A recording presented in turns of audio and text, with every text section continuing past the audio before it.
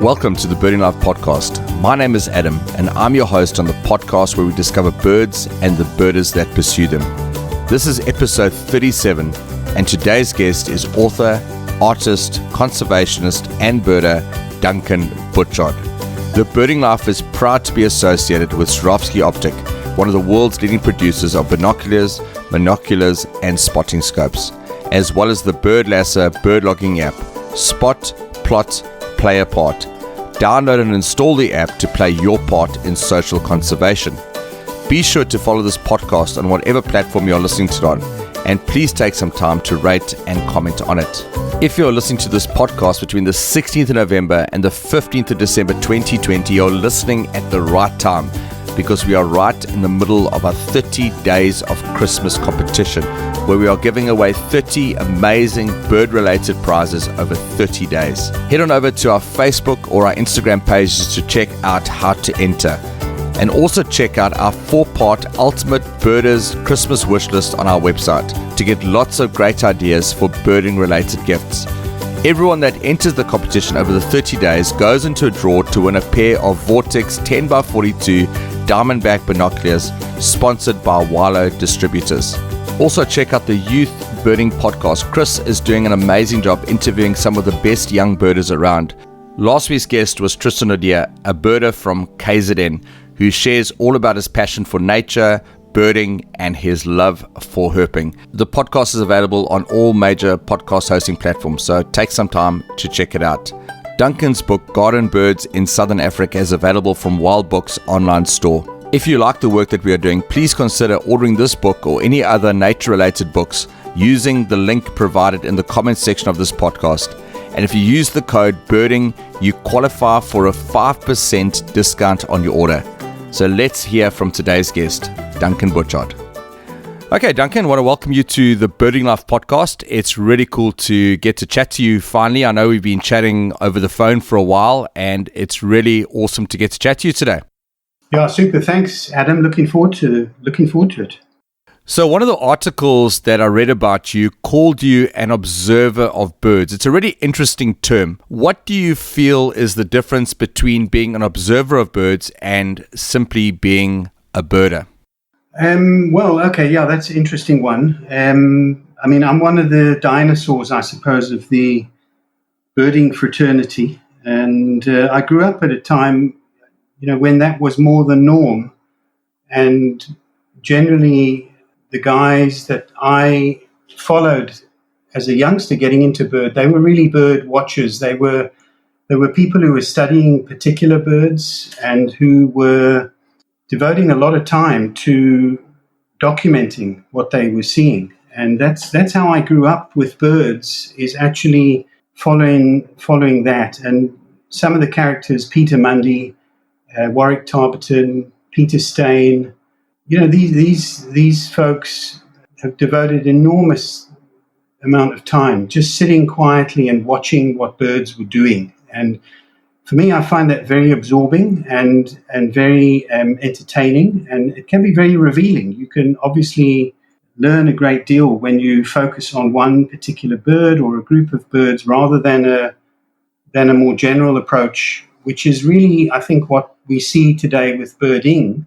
which in my mind is more of it's got more of a sporting sort of twist to it, and it's very much a numbers game. And it's a great deal of fun. I mean, I'm not a twitcher, but I have participated in a few birding big days. There's a great adrenaline rush when you're out there chasing down birds.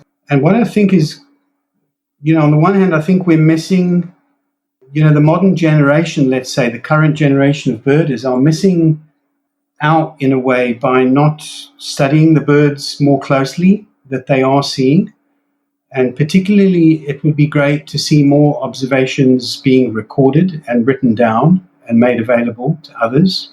So there is that. But on the other hand, I think what birding as a more competitive enterprise has done is it's re-energized the birding and bird watching world. And it's obviously brought a lot more younger people into it. I mean, 10, 15 years ago, I was starting to get really worried as to where all these bird clubs around South Africa were going, because the average age just kept rising every month.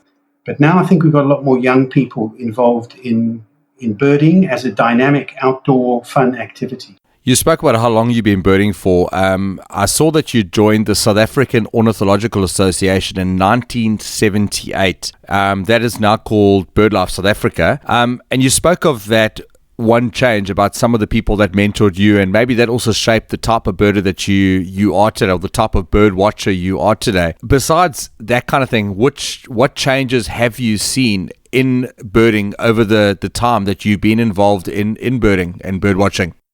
Yeah, well, very similar to some of what I mentioned there is primarily that shift away from studying individual birds and looking at them for a longer period to obtaining an idea of the presence of birds in particular places. And I think one of the big things that has come up in recent times is the ability through data-based platforms for the public in general to contribute to atlasing schemes and to accumulate data in that way. And that's something that certainly wasn't the case in my early days of bird watching.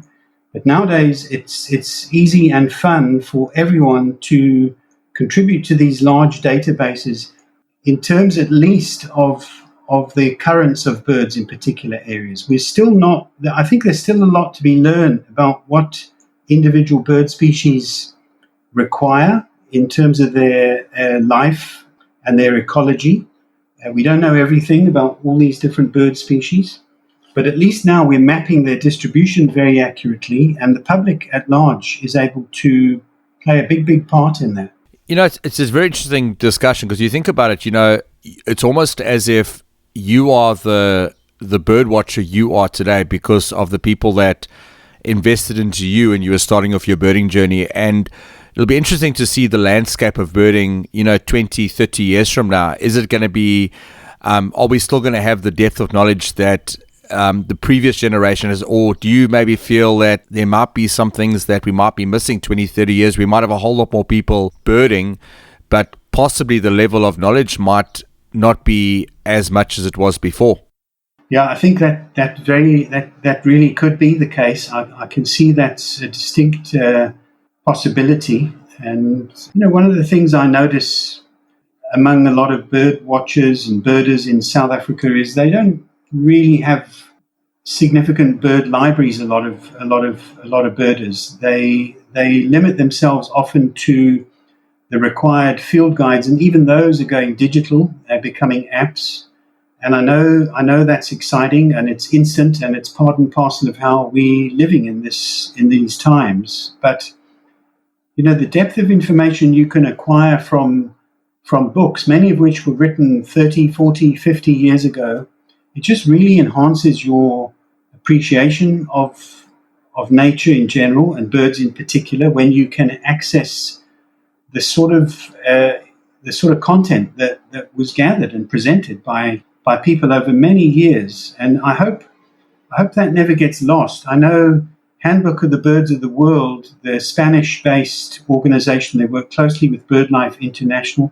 They're putting that entire 18-volume set of the Handbook of the Birds of the World. That's going to become an online resource. It is already, but it's going to be a living resource. So I think in the future, bird watchers, even those who don't have libraries and don't want to lug books around, are going to be able to access information from that sort of platform. But we need to also encourage these new young birders to explore ways of documenting what they're seeing now and making sure that information is written down somewhere and put in a place where it can benefit others.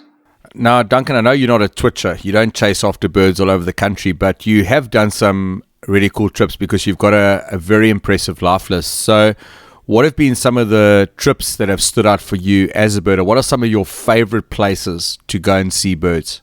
I've been very fortunate as a person interested in nature. I've had a lot of opportunities to get to some amazing places, not only in Southern Africa, but further afield as well. And my work, luckily, has opened those doors for me. I think in terms of the South African landscape or the Southern African landscape, I'm one of these people who love to be away from the herd.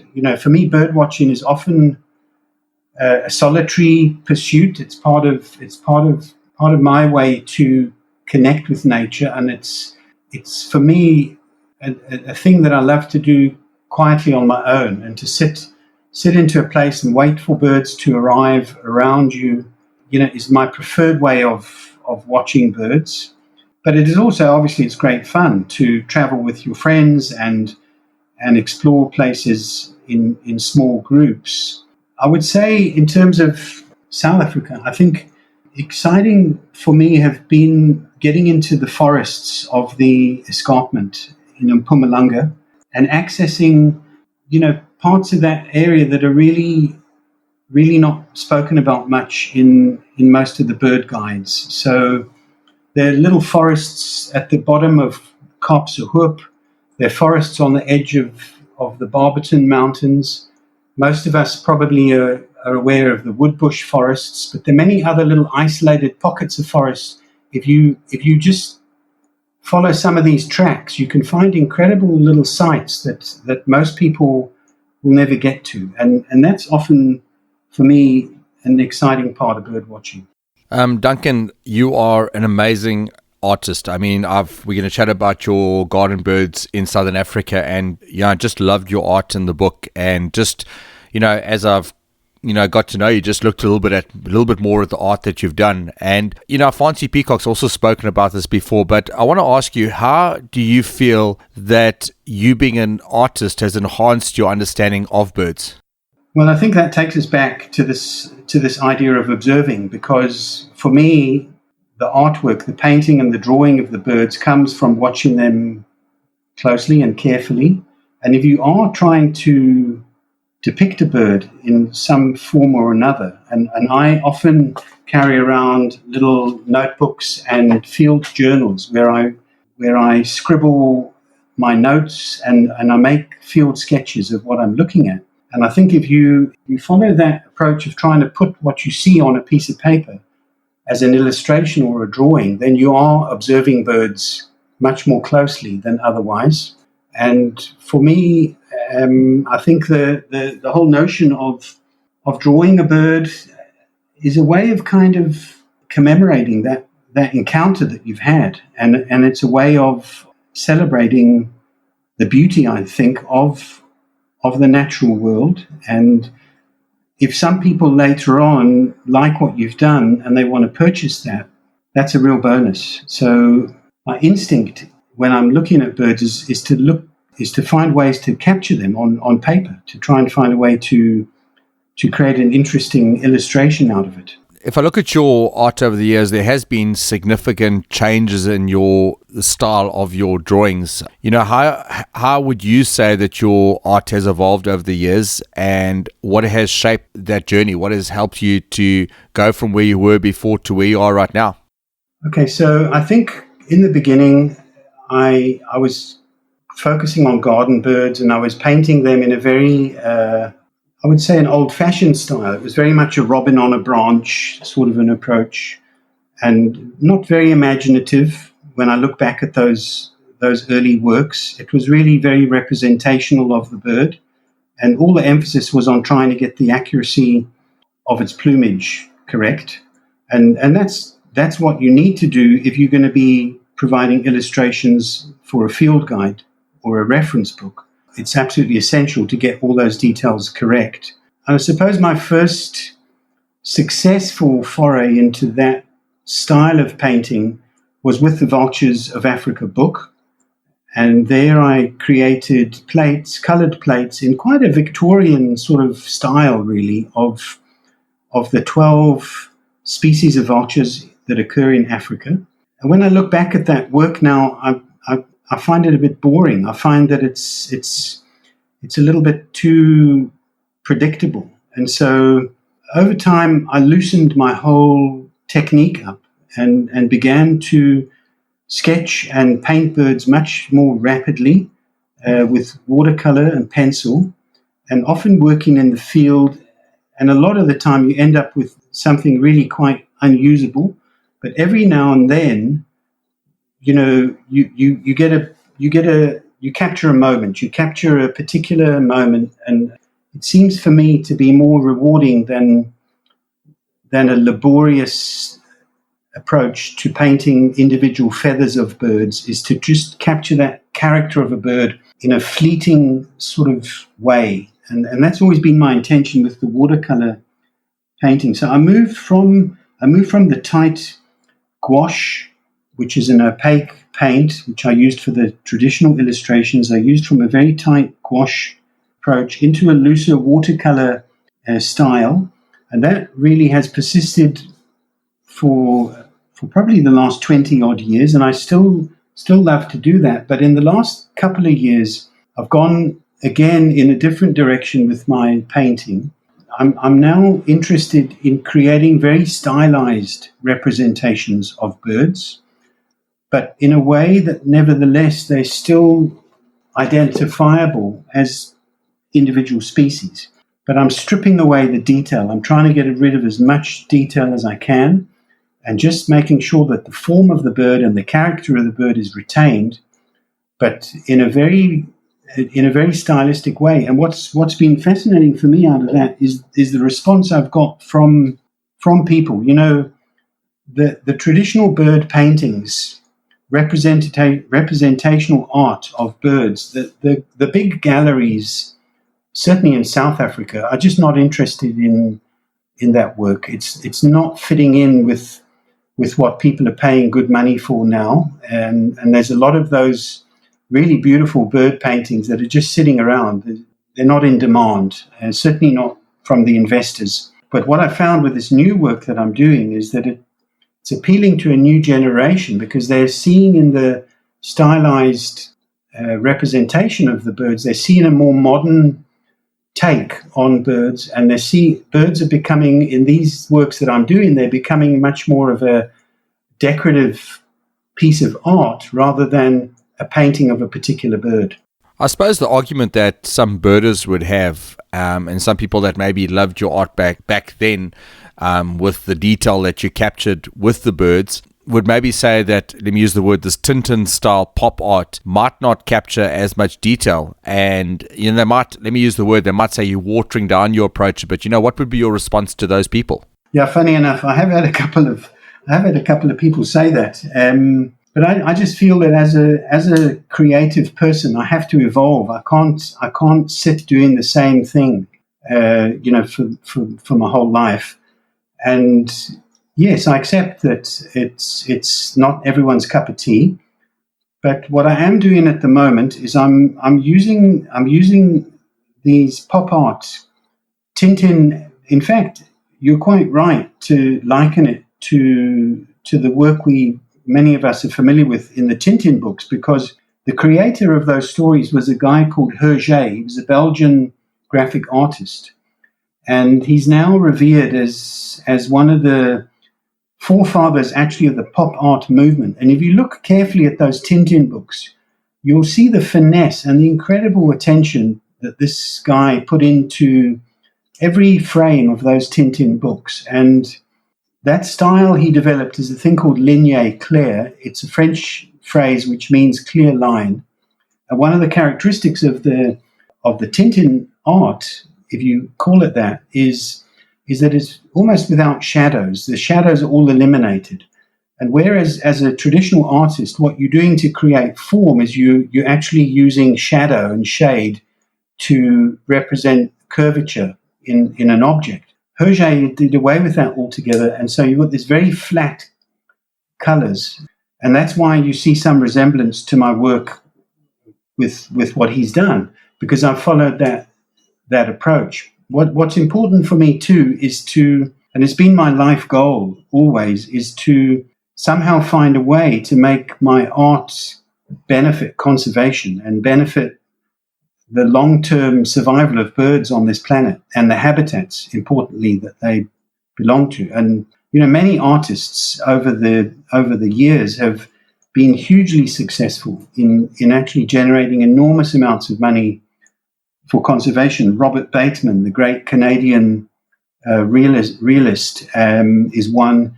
David Shepard before him, the elephant painter. These are two examples of people who've raised enormous amounts of money for conservation. I haven't been able to do that yet, but I still aim and hope to use my art as a way to raise funds for conservation work.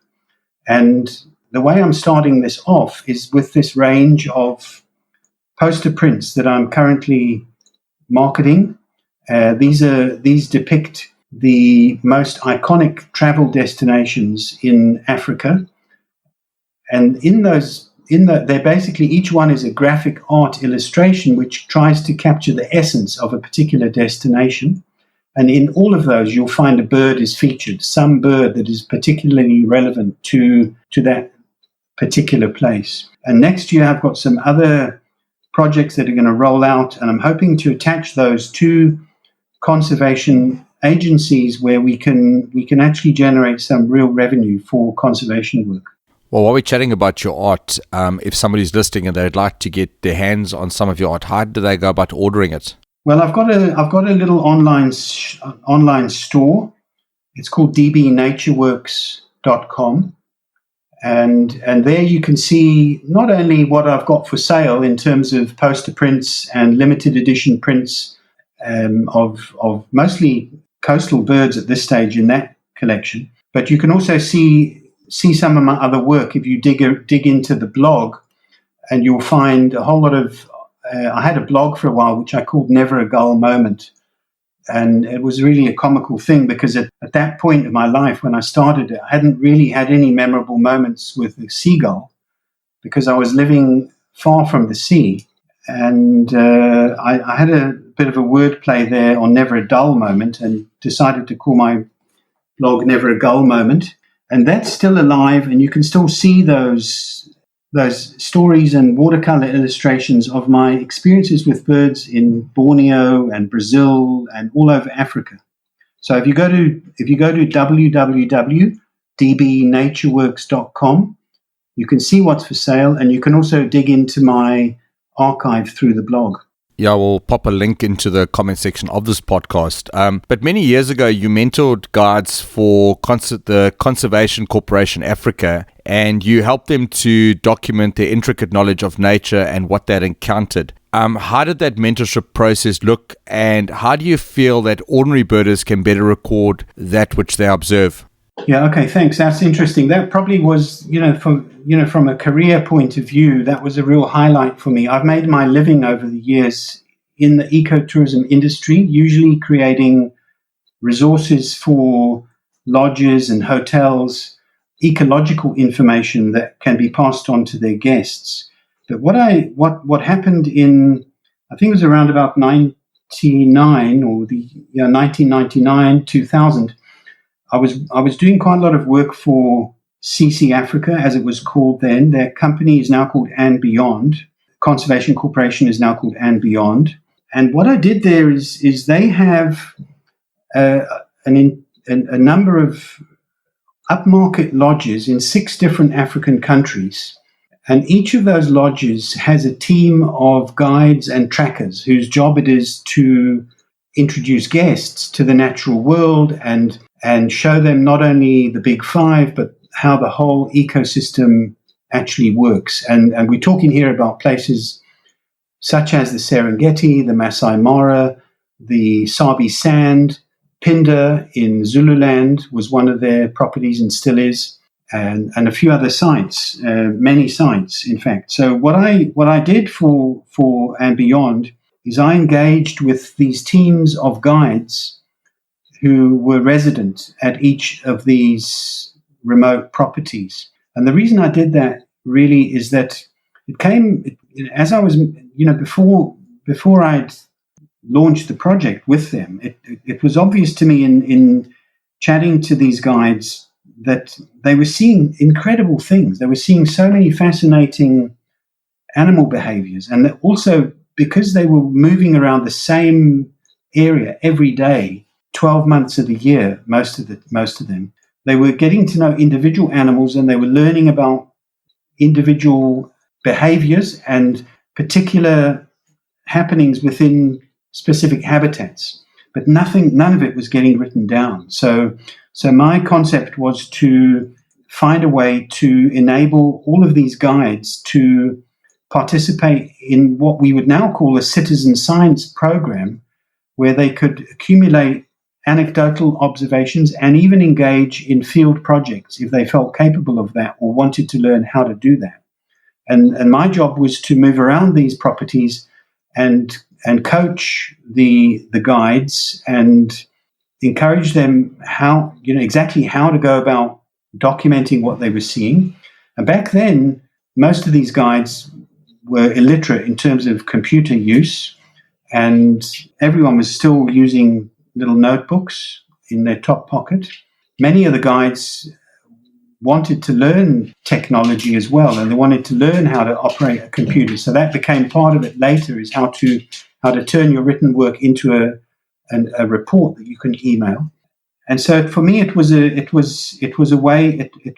opportunity to get a whole army actually of observers recording what they were seeing. And we really did gather a lot of information, and the project ran for about 8 years.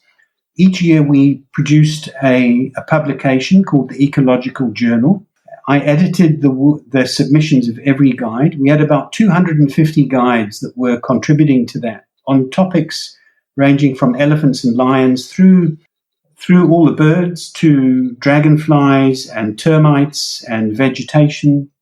So every year there was a compendium of all these observations, mostly anecdotal observations. So they weren't scientific reports, but they were well-documented anecdotal observations. And because they were put out in a form that made sense, everything was dated, everything was precisely ordered. What we found is that the museums in many places actually started demanding and desiring these publications, because various researchers were finding information in there that was of great value to them. So for me, it was really a career highlight, actually coaching and mentoring so many people through a project that actually ended up in a really useful format.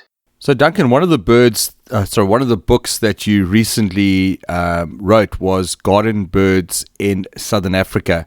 This book is amazing. It's a delightful combination of stunning photography, paintings, along with insightful text. So how do you approach the writing of a book? Because what I love about this book is that there's both knowledge that is accessible, easy to understand, but at the same time, there's a lot of artistic expression. How do you approach the writing of a book? Okay, well, I was very lucky in that particular book to work with Pippa Parker and her team at Strake Nature, and they were very open to my ideas of how this book should look, and not every author gets that opportunity. So I'm very grateful to her design team. In fact, Pippa approached me because I had written a couple of other books for Strake over the years, a guide to the Okavango Delta and a couple of others, but it seemed that there was a need for a new garden bird book because there was nothing in print at the moment. Pippa approached me, and I thought that it would be fun to do it in a way that hadn't been done before and make it very visual, but obviously still as interesting as possible. Actually, this book of mine, Garden Birds in Southern Africa, came out exactly 50 years, half a century after the first book that was written on this topic by Kenneth Newman. His Garden Birds in South Africa was published in 1967. Mine came out in 2017. So it was fun to put it together. It was almost also a coming back to my original roots with bird watching, because I began bird watching in my own garden, as many people do, and that's where your interest in birds often begins. And it felt to me like a suitable and a good project to wrap up my own experience with birds. Luckily, I've lived in Johannesburg, I've lived in the Lowveld, and I've lived now for 6 years in the Cape. So I've got a pretty good countrywide perspective on what you can do in a garden to make it a great place for birds and the biodiversity that they actually depend upon. So that was really my goal with the Garden Bird book. And it was a culmination really of several decades of looking at crested barbets and hardy-dars and white-eyes and sunbirds. When it comes to garden books on garden birds and that, I'll be honest with you, a lot of the books I've read on garden plants and that type of thing for gardens are about as exciting as reading the telephone directory. Not that you get telephone directories anymore, but they're not very exciting. But one thing I love about this book is like I already said, the information is really, really good. But at the same time, it's simple enough for almost anyone to understand. How does that approach look? I mean, you're just speaking to you, you're a very intelligent person, but you're able to convey information across in a way that makes sense to a person that might not be intellectual. Yeah, thanks. That's also been part of what I've had to do, I guess, through my work in the ecotourism industry, is sort of dumbing down a lot of technical information a lot of the time. So I've got fairly competent at that. With the garden bird book, the approach, particularly with the plants, was to make them exciting. I mean, plants are so interesting, and of course they're the base of the food web that birds depend upon. So I wanted in the book to emphasize the fact that the birds that you're going to see in your garden ultimately going to depend on what you plant there, and this is the beginning of what we now starting to refer to as rewilding, and how we can let all forms of nature come into our little garden spaces. And the plants are the starting point for that. So in the case of the Garden Bird book, I singled out, I think, about 40 or more really suitable trees and shrubs that people can grow in most parts of Southern Africa. And I provided information there on what size is this plant likely to reach? How big is it supposed to get? What benefits is it going to bring to a particular suite of birds? For example, the wild pear, Kigalaria africana, that's a tree that grows pretty much all over the Highveld. It occurs here in the Cape. It grows on the escarpment. And it's not a very conspicuous-looking tree. It doesn't look like much. Not very many people grow them in their gardens. And if they do, what you're going to find with that particular tree is that at a certain time of year, the foliage is going to get decimated and stripped by hordes of caterpillars that are going to come in and feed. The little caterpillars from the Acrea butterfly are going to come and strip the foliage of that tree.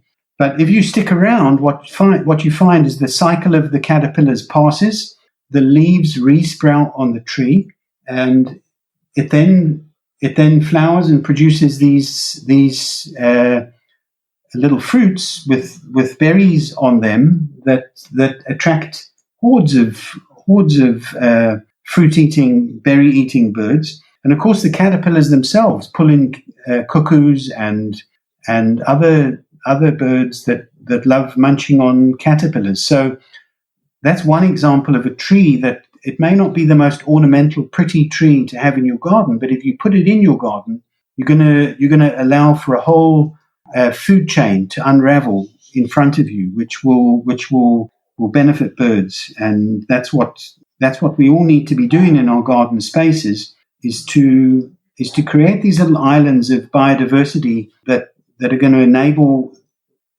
insectivores and vertebrates that they need to persist in the face of really massive human degradation of the landscape.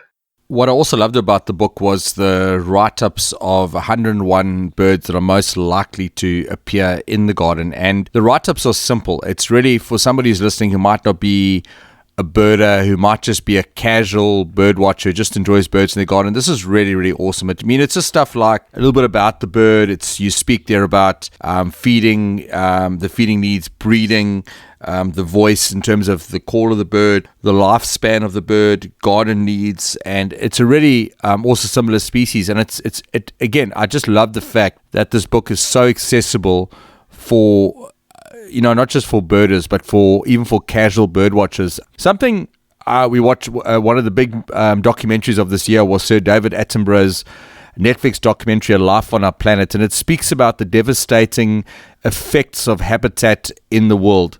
You spoke of that term rewilding. Do you feel that planting nature-friendly gardens in some small way reverses this impact?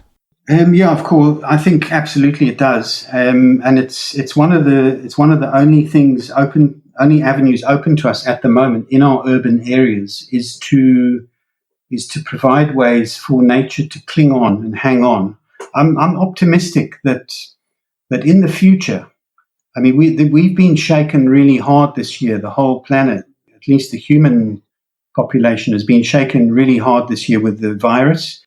Hopefully, it's going to be a big wake-up call to governments and around the world to think about how we're going to live with nature going forward. And so I do believe that we have the potential as a species to sort this out and to work it out. It's daunting because we occur in very high numbers as a species, but I think we are a very bright animal, and I think there are going to be ways to come out of this deep hole we seem to be intent on digging for ourselves. And I think what we can do as individual property owners, landowners, even if they're little tiny bits of land in suburbia, is we can conduct this real rewilding. We can try and provide niches for these tiny organisms which are going to form the basis of a big recovery on our planet if we get to that point. We want to know that we haven't wasted the opportunity to provide these little miniature. I think if you look at your garden as a miniature game reserve, think of it as a little miniature nature reserve, and do what you can to host as many diverse species as possible. I know a lot of people are going to be hearing this and going to think this guy's cuckoo. He's too optimistic. We're never going to be able to rebuild nature again once it's been destroyed. But I think there are going to be ways. I think you would be surprised. I mean, we're currently faced with enormous problems regarding alien infestations, particularly of plants, but also of other organisms. But I think bright minds in the future are going to find ways to turn that back, and we're going to find biological control methods and others that are going to be able to reclaim and restore damaged habitats, damaged ecosystems. And I think once we get our population in check, different parts of the planet, we're going to find that we're going to have to rebuild ecosystems in a way that provide the sustainable resources for the human race and for nature in general. We are part of nature. We're not separate from it. So all we can do, really as individuals and as property owners, is we can do our little bit to provide a home for those other life forms that we share the planet with. And Duncan, last question, just in a couple of minutes. You in your 60s, what legacy do you wish to leave one day for the next generation? Sure, yeah. That's a good one. I would like to think that what I've done with my life and my career in writing about birds and nature and illustrating them and painting birds, I would like to think that might have inspired a few others to carry on once I'm out of the picture. But more than that, I think I'm pushing hard with what I'm doing career-wise because I'm really committed and determined to actually raise funds for conservation through my art, and that's what I want to be doing with the last couple of years that I've got, hopefully 10 or more.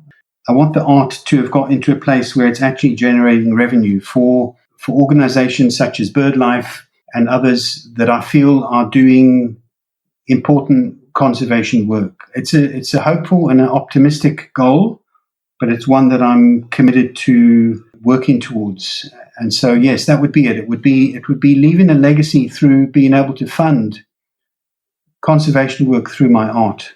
Well, Duncan, I really want to say thanks so much for being on the show. I just, we haven't even touched on everything. There's so much more to your life than we haven't even had a chance to chat about. We'll have a chat, I'm sure, in a later podcast. But just thank you for the work you've done in conservation. I know you're involved in stuff around vultures and all that before, and I know you've you've really had a huge impact. So we just want to say thank you for being on the show and for giving up your precious time. And we look forward to chatting soon. Yeah, brilliant. Thanks very much, Adam. It's been great chatting with you. We are proud to be working in association with Wild Books to help get all the best birding resources into your hands at a great price. If you would like to support the Birding Life Project and the resources that we are putting out, please click on the link in either the comment section of this podcast or in our social media posts. Your support helps us to improve and hopefully make a bigger impact. Be sure to head over to our website, www.thebirdinglife.com, and check out all the exciting resources that we have on our website, including our exciting forum section to connect you with the world of birding, birders, and exciting birds out there. Do not forget to follow The Birding Life on Instagram and Facebook. We really appreciate everyone that takes the time to interact with these accounts. Be sure to check out Birdlasser and download the app on either iOS or Android, and keep a life list while playing your part in social conservation, as well as Swarovski Optic, one of the world's leading producers of binoculars, and spotting scopes. So until next time, be blessed and happy birding.